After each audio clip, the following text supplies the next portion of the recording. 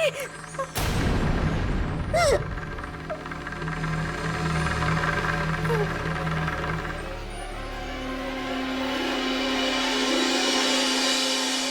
लगता है इन्होंने आत्महत्या की। नहीं, हमारे पिताजी आत्महत्या नहीं कर सकते। इनको भी किसी ने मार डाला। हवलदार, इनको बाहर लेके जाओ। आप लोग हमारी बात समझने की कोशिश कीजिए। पिताजी!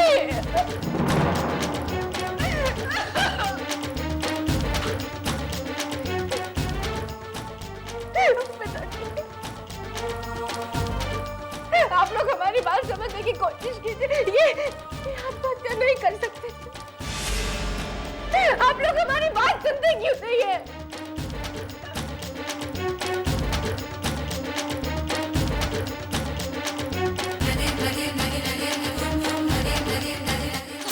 वो लोग हमारी बात नहीं सुन रहे साहब। हमारे पिताजी ने आत्महत्या नहीं की है। उनको जरूर किसी ने मार दिया है। देखिए, हमें अपना काम करने दीजिए, आप वहाँ बैठिए। वो किससे बात करें, लेकिन भाई साहब देखिए, हमारी मदद कीजिए। हमारे पिताजी ने आत्महत्या नहीं की। आप बात तो जानने की कोशिश कीजिए।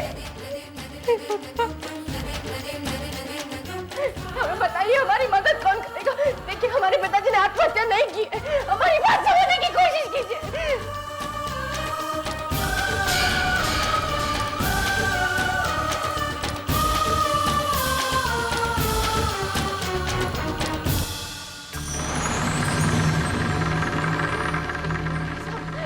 बड़े साहब, आप तो जानकारी कर सकते हैं ना। बड़े साहब, आप तो पूछ सकते हैं ना। हम कह रहे हैं आपसे, हमारे पिताजी ने आत्महत्या नहीं की।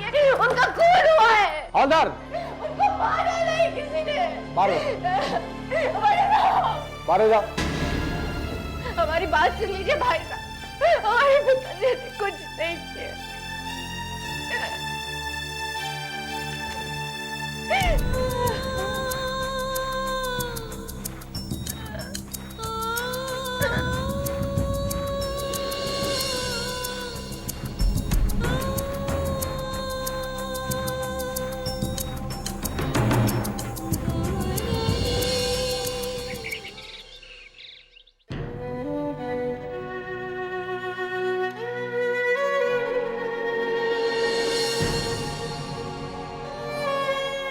हमारे पिताजी ने हमेशा हमारी खुशी चाही।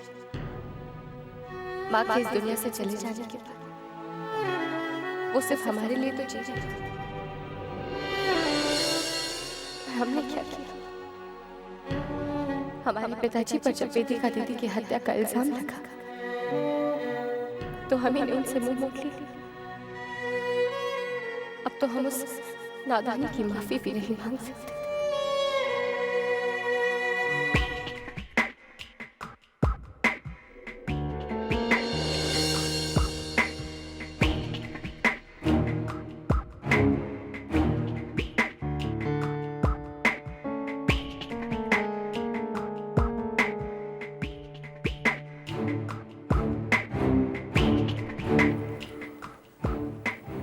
मुझे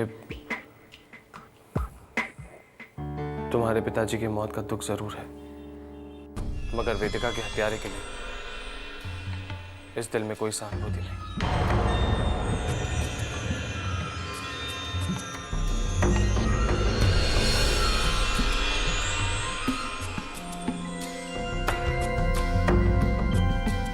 लेकिन एक बात मेरे समझ में नहीं आई कि जो आदमी खुद हत्यारा हो वो इस तरह आत्महत्या क्यों करेगा?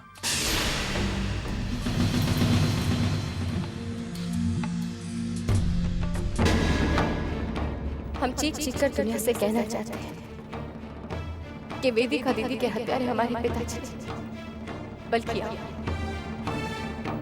और हो सकता है कि हमारे पिताजी की हत्या भी आप ही ने की हो।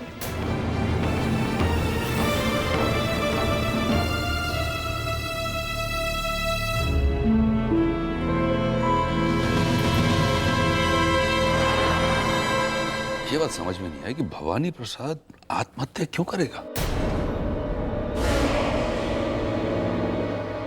क्या पता जीजा जी, हो सकता है उससे अपने गुनाह का बोझ न सहा गया हो। हो सकता है उसे वेदिका की हत्या का पछतावा हो रहा हो। पर जो भी है, किसी ने सही कहा है, रब की अदालत में रब सही न्याय करता है।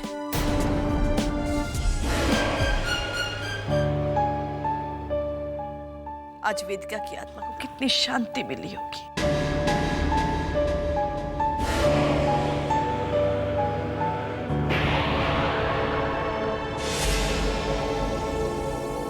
मेरे ख्याल से हमें बार बार इस टॉपिक पर बात नहीं करनी चाहिए। और भवानी प्रसाद अर्पिता के फादर थे। अपने फादर के बारे में ऐसी बातें सुनना आई एम श्योर किसी को भी अच्छा नहीं लगेगा।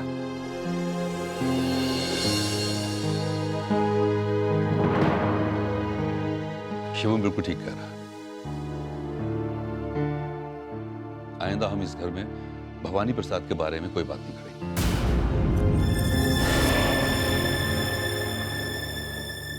मैं जानता हूं कि अब हम वेदिका को कभी भुला नहीं पाएंगे, शायद जिंदगी भर ना भुला पाए, लेकिन हमें यह नहीं भूलना चाहिए कि अर्पिता भी अब इसी परिवार का हिस्सा है। और जो भी हो, भवानी प्रसाद अर्पिता के पिता थे।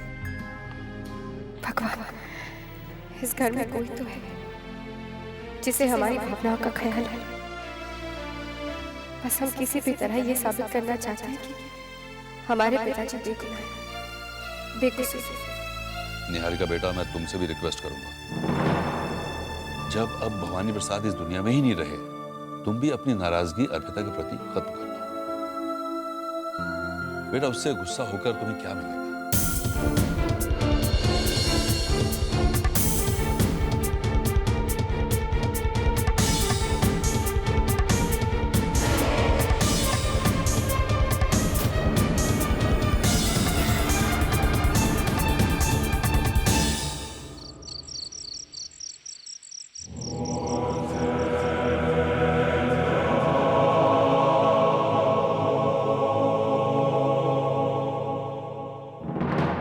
बस करो शिवम, और कितना झूठ बोलोगे? बाहर सबके सामने बहुत बड़ी बड़ी बातें कर रहे थे, बड़े धर्मात्मा बन रहे थे, अपनी मीठी मीठी बातों से अपना झूठ छुपाते रहते हो। काश काश कोई तुम्हारा झूठ देख सकता। और एक बात बता, मुझे नहीं लगता कि भवानी प्रसाद ने आत्महत्या की। बिल्कुल सही कह रही हो।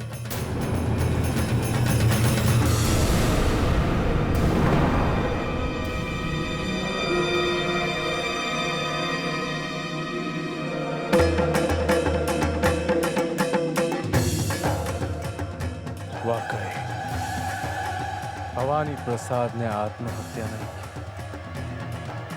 मैंने मारा है उसे, मैंने मारा है उसे।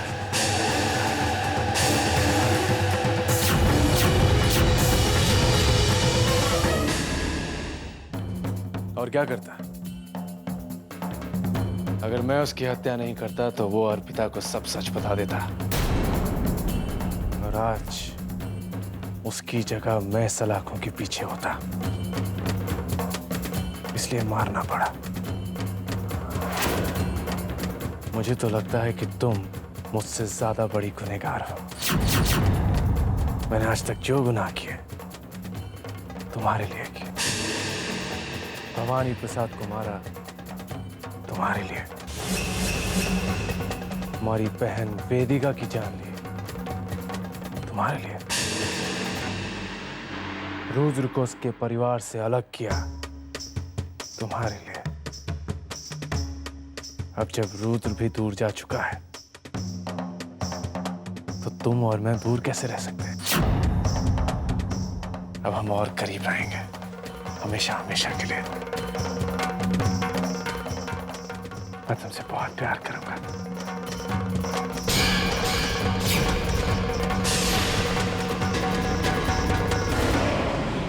तुम मेरे पास मत आना, मेरे पास आने की कोशिश भी मत करना, समझे तुम?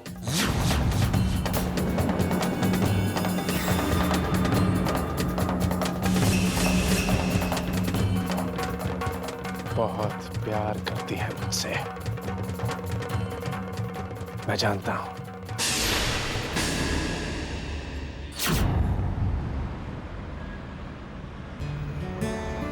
हेलो।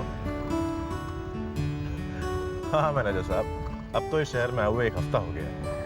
इस शहर की गलियों और सड़कों से पहचान हो गई है। अब एक काम कीजिए, मेरे आने तक वो प्रोजेक्ट रिपोर्ट तैयार रखिएगा, मैं आधे घंटे में पहुंचता हूँ। आप देखिए ना, हम कितने अकेले और असहाय हो गए। कब तक चलेगा ये सब? आज भी सब इस घर में हमारे पिताजी को वेदिका दीदी का हत्यारा समझते हैं। और सच क्या है तो आप भी जानते हैं ना। और ध्रुव जी, भगवान जब जब हम उन्हें देखते हैं ना तो हमारा दिल दुखता है। गुनहगार होने के बावजूद भी बेगुनाही का मुखौटा ओढ़ रखा है उन्होंने। क्या किस्मत है कि एक ऐसे इंसान के साथ जिंदगी बिता रहे हम जो ना ही सिर्फ वेदिका दीदी का हत्यारा है, बल्कि हो सकता है कि उन्होंने हमारे पिताजी का भी खून किया। कहे भगवान, हम सच थक गए। मगर आज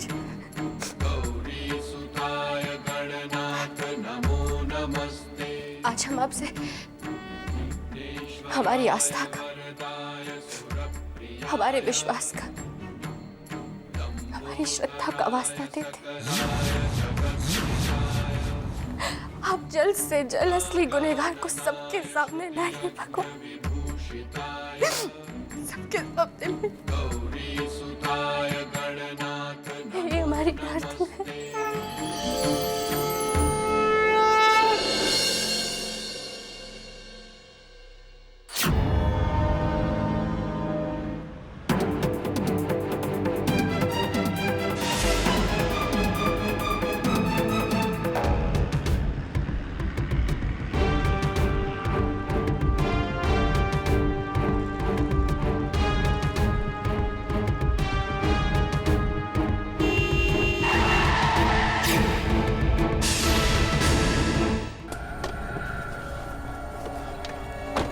so sorry, आपको तो बहुत चोट आई है। वो आप अचानक सामने आ गई तो। हाँ, मैं ही कहीं खोई हुई थी। चलिए मैं आपको हॉस्पिटल ले चलता हूँ। नहीं, मामूली सी चोट है। मेरा घर पास में है, मैं चली जाऊँ। Thank you. तो चलिए मैं आपको आपके घर छोड़ देता हूँ। कम से कम इतना मौका दीजिए मुझे। आइए।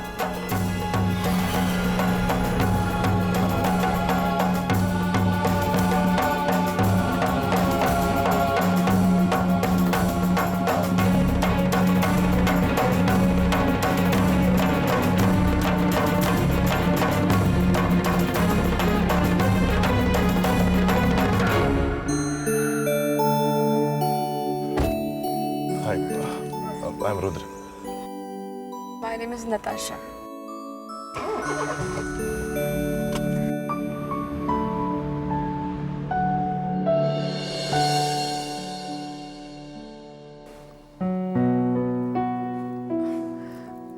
थोड़ी घर की सफाई चल रही है। कोई बात नहीं, चीजें बिखरने के बाद ही संभलती हैं। क्या मैम साहब?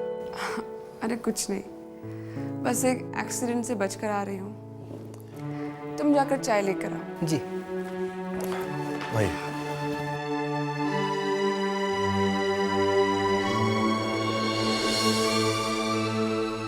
आपके यहाँ फर्स्ट एड बॉक्स तो होगा ना?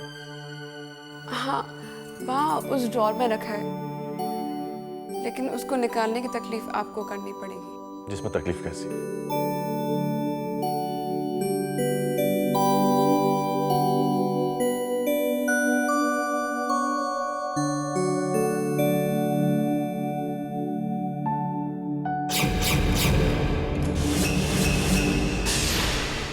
लगता है आपको बुक्स का बहुत शौक है। हाँ, वैसे भी अकेलेपन का सबसे अच्छा साथी किताबें ही होती हैं। बाय द वे, मैं लाइब्रेरी में काम करती हूँ। किताबें पढ़ने का बेहद शौक है, या यूँ कहिए इस बहाने किताबें भी पढ़ लेती हूँ, शौक भी पूरा हो गया और काम भी।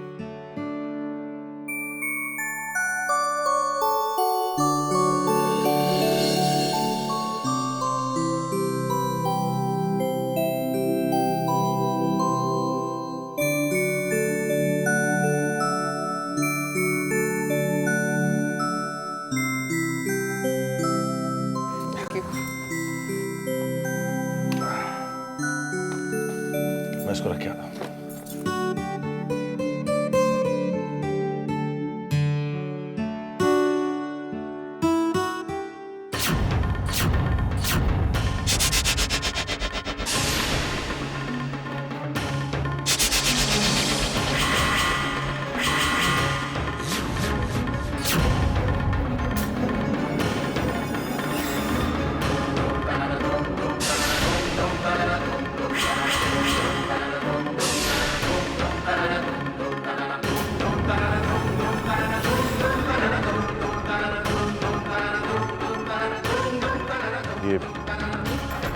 ये कौन? ये मेरी बहन के पति हैं, मेरे जीजा जी है शिवम।